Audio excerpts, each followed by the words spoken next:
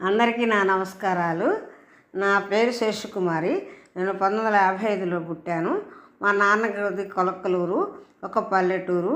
మా నాన్న వ్యవసాయదారుడు, మా అమ్మ గృహిణి. నేను స్వతంత్ర భారతదేశంలో పుట్టాను. 1970 నాటికి 10th క్లాస్ పాస్ అయ్యాను. తర్వాత మా నాన్న కాలేజీకి పంపలేదు. నాకు చదువుకోవాలని కోరిక బాగా ఉండేది. నా వివాహం అయ్యాక 3 పిల్లలు పుట్టాక చదువుకున్నాను.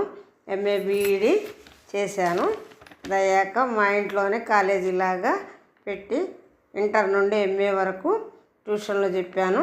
దాదాపు 18 ఏళ్ళు చెప్పాను. ఎంతోమందికి విద్య నేర్పాను. ఈ స్వతంత్ర భారతదేశం నాకు ఇంత అదృష్టం ఇచ్చింది. నేను ఈ దేశంలో పుట్టినందుకు నాకు చాలా గర్వంగా ఉన్నది. ఎంతోమంది త్యాగమూర్తుల ఫలం ఇది. స్వతంత్ర భారత్. జై హింద్.